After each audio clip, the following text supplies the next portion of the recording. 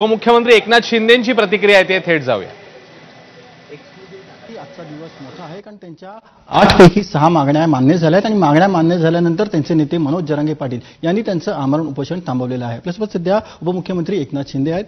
Sir, आपण बघतोय की आता उपोषण मागे घेतलेलं आहे. कशा प्रकारे बघता या मागण्या मान्य झाल्या?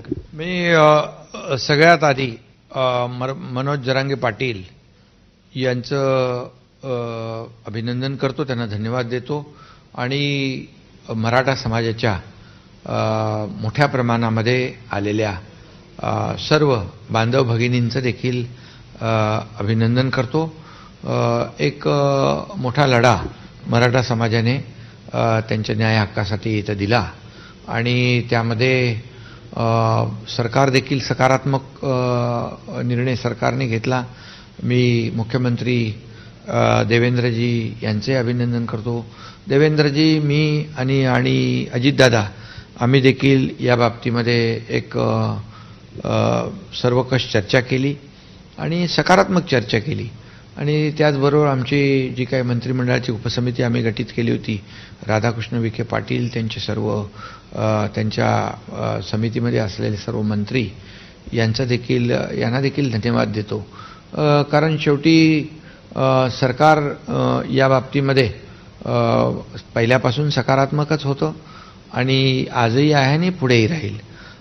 आणि त्याचबरोबर जे काही मनोज जरांगे पाटील यांची मागणी होती, हैदराबाद गॅजेटेर लागू करणं, सातारा गॅजेटेर लागू करणं, या बाबतीमध्ये हैदराबाद गॅजेट लागू करण्यासंदर्भातला एक GR देखील आम्ही काढला आणि त्यामध्ये देखील एक जे काही कुणबी प्रमाणपत्र देण्याची जी काही पद्धती आहे ती सुलभ आणि सोपी असली पाहिजे, अशा प्रकारचा निर्णय आम्ही या ठिकाणी घेतलेला आहे. त्यामध्ये गावातील कुळातील कुणाचंही कुणबी प्रमाणपत्र असेल तर त्याचा आधार घेऊन जो काही मागणीदार आहे, अर्जदार आहे, त्यांनी तसं ॲफिडेव्हिट द्यावं आणि ते ॲफिडेव्हिट जे आहे ते त्रिसदस्यीय जी कमिटी आहे ती आम्ही गठीत केलेली आहे. त्यामध्ये ग्राम महसूल अधिकारी, त्याचबरोबर ग्रामपंचायत अधिकारी आणि सहाय्यक कृषी अधिकारी अगदी बॉटम लेवलला जाऊन त्याची पडताळणी होईल, कारण मग ते लवकर सुलभ होईल. या शेवटच्या स्तरावर ही त्रिसदस्यीय काम करेल आणि प्रमाणपत्र देण्याची कार्यवाही त्यामधून होईल आणि त्यामुळे मराठा समाजाला लाभ होईल त्याचा. यापूर्वी देखील जस्टिस शिंदे कमिटी जी आहे ती जस्टिस शिंदे कमिटीने देखील 58 लाख कुणबी नोंदी शोधल्या आणि 10,35,000 कुणबी प्रमाणपत्र दिले. त्यांचंही मी मनापासून अभिनंदन करतो. त्यांनी खूप यामध्ये चांगलं काम केलं आणि त्याचबरोबर मी मुख्यमंत्री असताना जे काही जाहीरपणे आश्वासन दिलं होतं, जाहीर मी छत्रपती शिवाजी महाराजांची शपथ घेतली होती, त्याप्रमाणे जस्टिस सुक्रे आयोग गठीत करून त्याच्यावर जवळपास 2,58,00,000 हाऊसहोल्डचा सर्वे केला आणि त्यामध्ये 4.5 लाख लोक अधिकारी आणि कर्मचारी काम करत होते आणि मराठा समाज सामाजिक, शैक्षणिक आणि आर्थिक मागास आहे हे सिद्ध केलं आणि आम्ही विशेष अधिवेशन घेऊन 10% आरक्षणही दिलं. ही देखील पार्श्वभूमी यायला आणि त्यामुळे सरकार पूर्वीपासून सकारात्मक राहिलेले, आजही सकारात्मक. मराठा समाज काय, OBC समाज काय, इतरही जे आमचे समाज आहेत, SC ST सगळेच समाज, हे सर्व समाज जे आहेत या समाजाच्या बाबतीमध्ये न्याय हक्कासाठी सरकार पॉझिटिव्ह आणि प्रॅक्टिकल राहिलेलं आहे आणि पुढे राहील. आणि यामध्ये कुणाचंही इतर समाजाचं कुठलंही आरक्षण, मग OBC समाज असेल किंवा इतर कोणी असेल, त्यांचं नुकसान होणार नाही.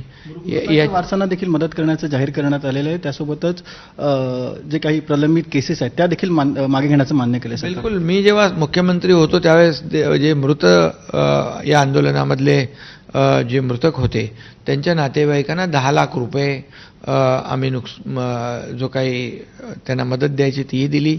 एकाला नोकरी देखील कुटुंबातलं दिली आणि आता जे काही प्रलंबित आहेत मुख्यमंत्री देवेंद्रजींच्या मार्गदर्शनाखाली त्यांनाही आम्ही नुकसान भरपाई आणि नोकऱ्या जे काही आहे देय आहे ते आम्ही बिलकुल देणार.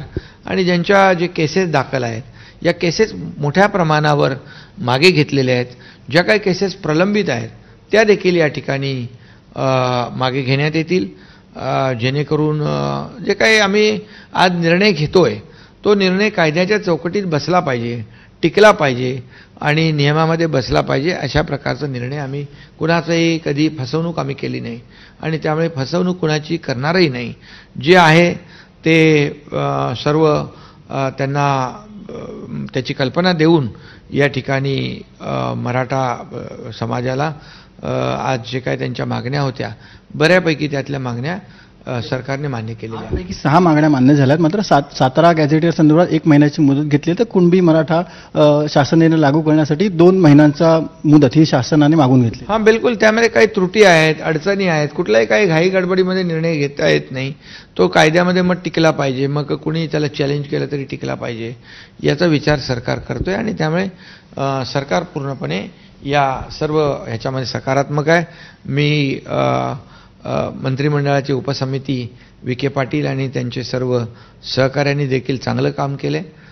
कमिटीने त्यांचे अभिनंदन करतो. उपसमिती काम करत होती ती पडद्याच्या समोर, मात्र बॅकडोर देखील काही चर्चा सुरू असेल तर काय बॅकडोर नेमकं कशा प्रकारे सूत्र हलवली जातो? नाही, मुख्यमंत्री स्वतः देवेंद्रजी, मी, अजितदादा, आमची चर्चा या बाबतीमध्ये सातत्याने सुरू होती आणि शेवटी आपण अनेक म्हणजे एजी असतील, आणखी काही जे काही कायदेतज्ञ असतील यांच्याशी चर्चा करून हा निर्णय घेतलेला आहे. कारण निर्णय घेताना तो फक्त कागदावर राहता कामा नये, तो त्याची अंमलबजावणी झाली पाहिजे, तो कायदेशीर असला पाहिजे, नियमात असला पाहिजे, कायद्याच्या चौकटीत बसला पाहिजे आणि तो टिकला पाहिजे.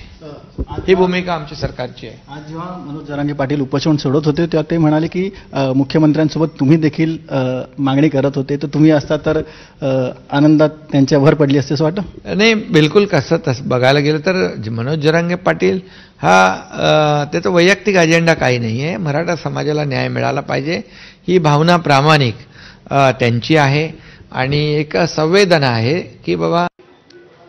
तर उपमुख्यमंत्री एकनाथ शिंदे बोलत होते आणि मराठा